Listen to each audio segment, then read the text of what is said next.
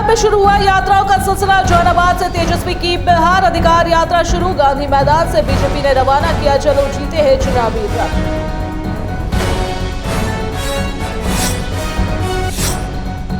Bhagalpur police की बड़ी कार्रवाई। बाईपास हबीबपुर और कजरैली में हुए लूटकांड का हुआ खुलासा। 2 अपराधियों की हुई गिरफ्तारी, अन्य की तलाश जारी।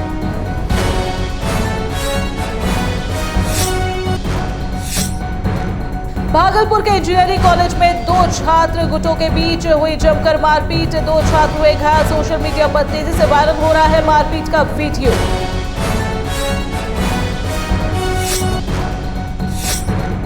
सिरसा में महिला का शव मिलने से फैली सनसनी। नग्न अवस्था में मिला महिला का शव। दुष्कर्म के बाद हत्या की जताई जा रही आशंका।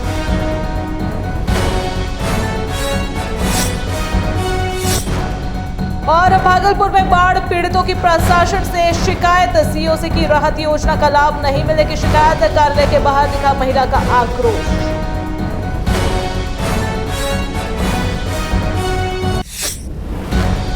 नमस्कार, मैं हूं स्निग्धा, आप देख रहे हैं आईटीएल एक्सप्रेस। खबरों की शुरुआत करते हैं। सुप्रीम कोर्ट ने महाराष्ट्र में स्थानीय निकाय चुनाव कराने की अंतिम तिथि 31 जनवरी 2026 निर्धारित की है। कोर्ट ने राज्य चुनाव आयोग को समय पर कार्रवाई न करने पर फटकार लगाई और स्पष्ट किया कि कोई और विस्तार नहीं दिया जाएगा। न्यायालय ने कहा कि सभी जिला परिषदों, पंचायत समितियों और नगर पालिकाओं के चुनाव समय सीमा के भीतर होने चाहिए। इधर बेंगलुरु के एक मोहल्ले के नौनिहालों के प्रधानमंत्री नरेंद्र मोदी और कर्नाटक के मुख्यमंत्री सिद्धारमैया को संबोधित करते हुए एक कविता लिखी है, जिसमें उन्हें ठठयानी दादाजी कहकर संबोधित किया गया है और मोहल्ले के सड़क की खराब हालत को लेकर शिकायत की गई है। कनकपुरा रोड के पास जुडिशियल लेआउट के बच्चों की तरफ से लिखे गए खत में लिखा, मोदी ठठा, सिद्धारमैया ठठा, हमारी सड़क ऐसी क्यों है, जहां भी देखो गड्ढे पत्थर और कीचड़ से भरी है। बच्चों ने कन्नड़ में लिखा है, पिताजी टैक्स भरते हैं, माँ टैक्स भरती है, लेकिन जहां भी देखो गड्ढे पत्थर और कीचड़ ही है। वो पेट्रोल और टैक्स देते हैं, डीजल पर टैक्स देते हैं, कारों पर टैक्स देते हैं, लेकिन जहां भी देखो गड्ढे और पत्थर और कीचड़ ही है। इधर झारखंड की राजनीति में सूर्य हांसदा एनकाउंटर प्रकरण थमने का नाम नहीं ले रहा है। मंगलवार को पुनः भाजपा से राज्यसभा सांसद दीपक प्रकाश ने सूर्य हांसदा एनकाउंटर को फर्जी करार देते हुए इसे पत्थर माफिया और दलालों के इशारे पर की गई हत्या बताया है। उन्होंने कहा है कि राष्ट्रीय अनुसूचित जनजाति आयोग की जांच रिपोर्ट में भी हत्या की पुष्टि हुई है और आयोग ने गृह मंत्रालय से सीबीआई जांच की अनुशंसा की है। दीपक प्रकाश ने सूर्य हांसदा के परिजनों को सुरक्षा देने और आरोपी पुलिस पदाधिकारियों के तत्काल स्थानांतरण की मांग की है। इधर झारखंड की राजनीति में सूर्य हांसदा एनकाउंटर प्रकरण थमने का नाम नहीं ले रहा है। मंगलवार को पुनः भाजपा से राज्यसभा सांसद दीपक प्रकाश ने सूर्य हांसदा एनकाउंटर को फर्जी करार देते हुए इसे पत्थर माफिया और दलालों के इशारे पर की गई हत्या बताया है। उन्होंने कहा है कि राष्ट्रीय अनुसूचित जनजाति आयोग की जांच रिपोर्ट में भी हत्या की पुष्टि हुई है और आयोग ने गृह मंत्रालय से सीबीआई जांच की अनुशंसा की है। दीपक प्रकाश ने सूर्य हांसदा के परिजनों को सुरक्षा देने और आरोपी पुलिस पदाधिकारियों के तत्काल स्थानांतरण की मांग की है। व्यक्ति की फर्जी मुठभेड़ दिखाकर उसकी हत्या की गई। उसी के संदर्भ में मैंने राष्ट्रीय अनुसूचित जनजाति आयोग, जिसको NCST के नाम से हम सबको जानते हैं, और इस आयोग एक संवैधानिक संस्था है जिसका संविधान के अनुच्छेद 338 में उसको विशेष रूप से उसका उल्लेख भी है और उसमें स्पष्ट रूप से दर्शाया गया है कि आदिवासियों के संरक्षण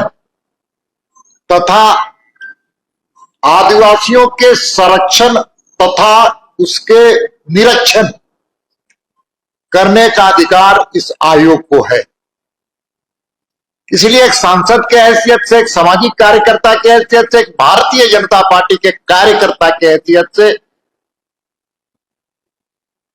जब उसकी मुठभेड़ में कथित मुठभेड़ में, फर्जी मुठभेड़ में जब उसको मारा गया तो हमारे जैसे व्यक्ति को के मर्म को झकझोरने का काम।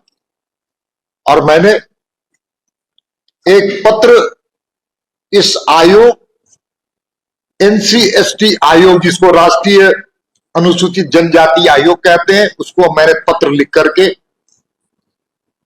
उसके परिवार को और झारखंड के लिए ऐसे व्यक्तित्व के लिए हमने न्याय मांगने के लिए लिखा था।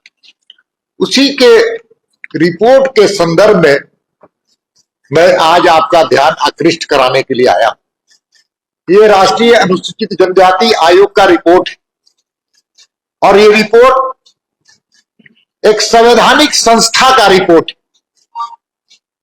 ये अनुसूचित जनजाति समाज के हितों की संरक्षण करने के लिए बना हुआ आयोग, और इस आयोग की जो अनुशंसा होती है उसको राज्य की सरकार या संबंधित संस्था को मानने के लिए नैतिक जिम्मेवारी होती है, उसकी मॉरल रिस्पॉन्सिबिलिटी होती है।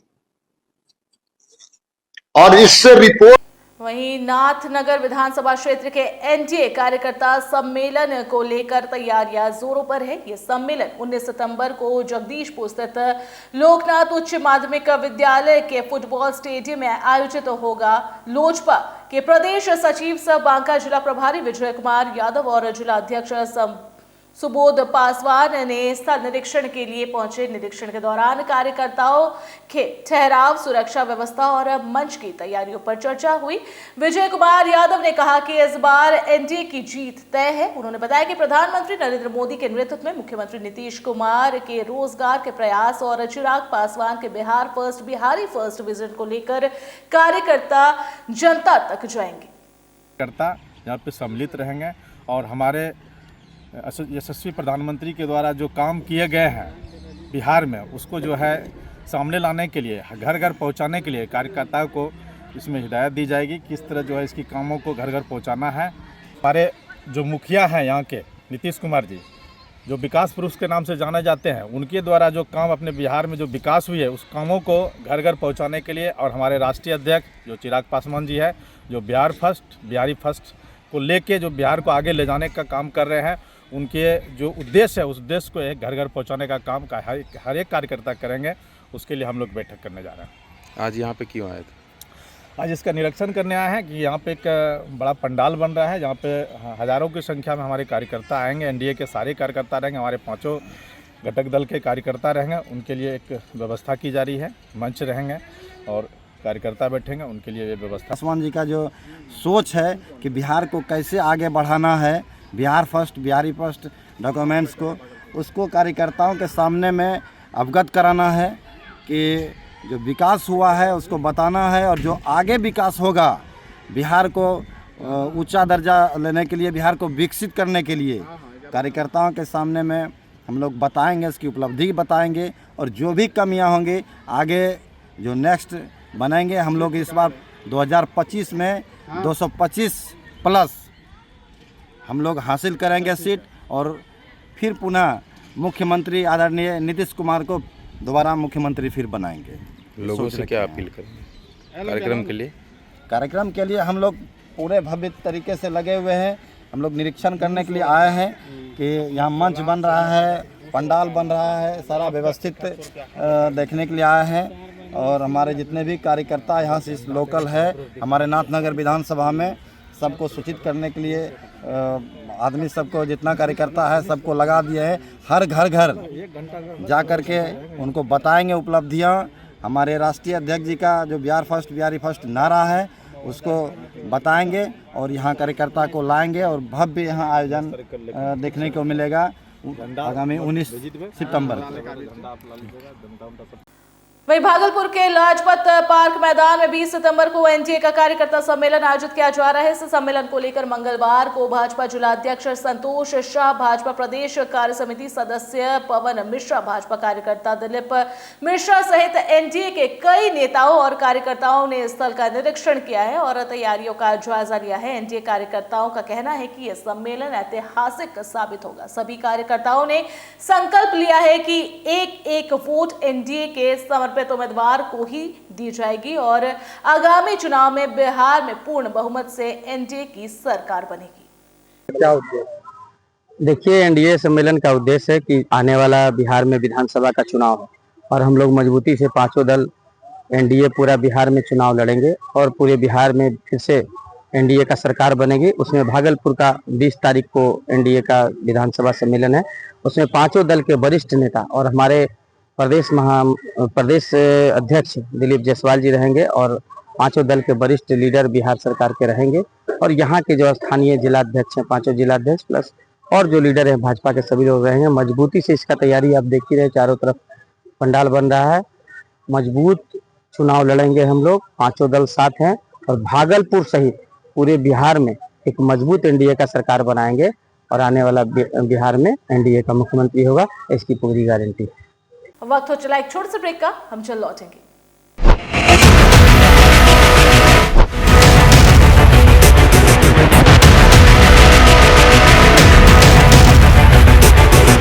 अगर सत्ता से सवाल पूछना बगावत है तो हाँ, मैं बागी हूं। अगर सच्चाई दिखाना गुनाह है तो हाँ, मैं गुनहगार हूं। ना डर है, ना दहशत है, ना खौफ तुम्हारे इल्जामों का। पूछेंगे सवाल, तलाशेंगे जवाब और डंके की चोट पर करेंगे सच और झूठ का पर्दाफाश। बरसों पहले जो सफर शुरू हुआ था, अब अंजाम तक पहुंचाने की बारी है। सिर्फ खबर नहीं, अब इंसाफ दिलाने की भी जिम्मेदारी है। लौट रहा हूं कड़े और बड़े सवालों के साथ, फेस टू फेस आशुतोष के साथ, सिर्फ आइडियल एक्सप्रेस पर। बदलते समय के बीच खबरों की दुनिया में आइडियल एक्सप्रेस की एंट्री। खबरों से बनाएंगे अपनी पहचान और रखेंगे निष्पक्ष पत्रकारिता की मिसाल। शानदार टीम, धारदार रिपोर्टिंग, लाइव कवरेज और सटीक विश्लेषण। बिरसा का उलगुलान दिखाएंगे और बुद्ध की धरती पर बढ़ते जुर्म की दास्तां बताएंगे। बंगाल से लेकर सिक्किम और यूपी से लेकर उत्तराखंड की हर छोटी बड़ी खबर से रूबरू कराएंगे। विकास के नाम पर हो रही धांधली बताएंगे और गांव ज्वार से निकलने वाली उम्मीद की किरण दिखाएंगे। सिर्फ पत्रकार नहीं, परिवार की तरह आपका साथ निभाएंगे। हम आइडियल एक्सप्रेस हैं, सच की तह तक जाएंगे। ब्रेक के बाद आपका स्वागत है। बढ़ते अगली खबर की ओर। भागलपुर इंजीनियरिंग कॉलेज में दो छात्र गुटों के बीच आपस में भिड़ गए। जमकर हुई मारपीट में दो छात्र गंभीर रूप से घायल हो गए। घायलों को इलाज के लिए मायागंज अस्पताल ले जाया गया, जहां से आयुष नामक छात्र की गंभीर हालत को देखते हुए डॉक्टरों ने उसे पटना एम्स रेफर कर दिया। फिलहाल आयुष की स्थिति चिंताजनक बनी हुई है।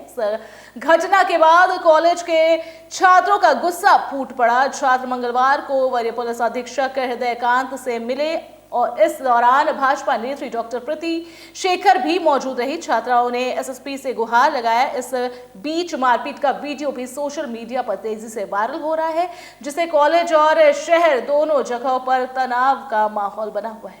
1 या 2 साल के बाद ये घटना हुई है और अचानक हुई है। मतलब वो हॉस्टल से निकल रहा था, उस पर आप सीसीटीवी फुटेज देखिएगा तो ऐसे आपको पता चल जाएगा किस प्रकार से मारा गया है उसे।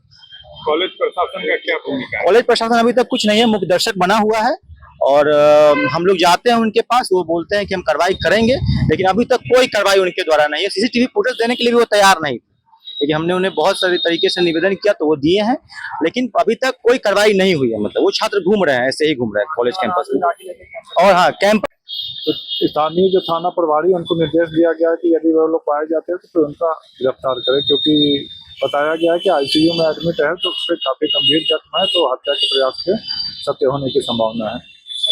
इधर भागलपुर के पीरपैंती प्रखंड के गोविंदपुर पंचायत में बाढ़ पीड़ित अंचल कार्यालय पहुंचे, जहां वो अंचलाधिकारी चंद्रशेखर कुमार से मिले। ग्रामीणों ने आरोप लगाया कि बाढ़ राहत योजना का अब तक कोई लाभ उन्हें नहीं मिला है। आक्रोशित महिलाओं ने चप्पल उठाकर विरोध किया और कहा कि केवल आश्वासन मिल रहा है। मुख्य प्रतिनिधि कुंदन यादव ने भी ग्रामीणों का समर्थन किया है। अंचलाधिकारी ने कहा है कि जिनका नाम सूची में है उनके खातों में राशि भेज दी गई है और बाकी की जांच कर 15 दिनों में भुगतान होगा। इधर बात करते हैं भागलपुर की। भागलपुर पुलिस ने एक साथ 3 लूटकांड का खुलासा करते हुए बड़ी सफलता हासिल की है। बाईपास थाना, हबीबपुर थाना और कजरैली थाना क्षेत्र में हुई लूट की घटनाओं में शामिल 2 अपराधियों को पुलिस ने गिरफ्तार कर लिया है। सिटी एसपी शुभांक मिश्रा ने बाईपास थाना में प्रेस वार्ता कर बताया कि दोनों अपराधियों के पास से लूट में प्रयुक्त बाइक और लूटा गया सामान बरामद किया गया है। सिटी एसपी ने बताया कि दोनों अपराधियों से पूछताछ की जा रही है और उनके आपराधिक नेटवर्क का पता लगाने के लिए छानबीन भी जारी है।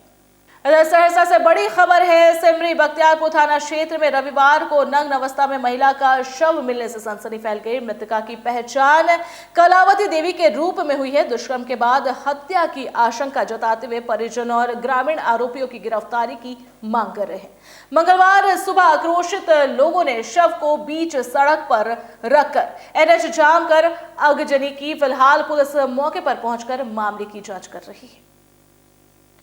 मेरा आज मुख्य उद्देश्य है, रविवार को ये घटना को अंजाम दिया गया। हमारे गांव के ही हमारे पड़ोसी से ही इस महिला की मौत कर दिया। इस महिला को मार के इसको जलकुंभी से ढक दिया गया और लाश को छुपाने का भी कोशिश किया गया। प्रशासन ने देखा, जांच पड़ताल किया। जांच पड़ताल के दौरान अभी तक कोई एक्शन मोड में नहीं आए हैं। प्रशासन हमारे साथ नहीं है, हमारे नेता हमारे साथ नहीं है। हम सब समाज आज मिलके हम एक कलावती को न्याय दिलाना चाहते हैं।